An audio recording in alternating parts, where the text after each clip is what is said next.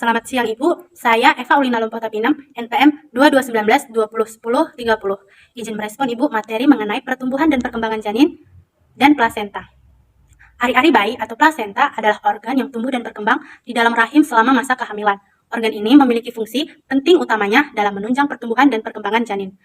Umumnya, plasenta tumbuh setelah pembuahan berhasil dan menempel pada dinding rahim. Dalam menjalankan fungsinya, plasenta terhubung dengan tali pusat bayi.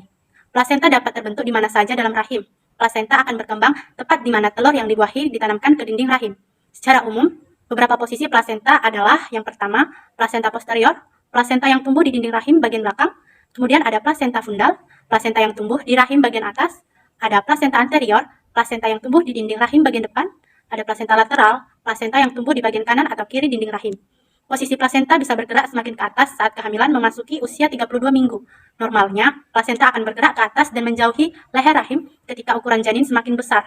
Proses terbentuknya plasenta, pembentukan plasenta bayi dimulai sejak awal kehamilan, yaitu 7-10 hari setelah pembuahan.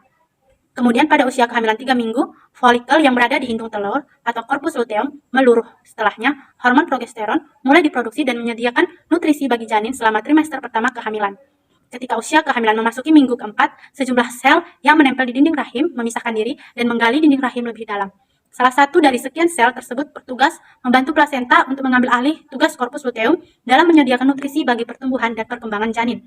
Seiring berjalannya waktu, plasenta akan bertambah besar, sehingga mampu mengambil alih dalam memenuhi nutrisi dan oksigen yang lebih banyak bagi janin. Plasenta akan terbentuk dengan sempurna pada usia kehamilan 12-18 minggu, rata-rata pada usia kehamilan 16 minggu. Fungsi plasenta selama kehamilan adalah yang pertama itu mengirimkan nutrisi dan oksigen pada bayi. Yang kedua dapat memproduksi hormon kehamilan. Yang ketiga mengirimkan antibodi ke janin. Yang keempat membuang zat sisa dari darah janin. Dan yang kelima melindungi janin dari infeksi.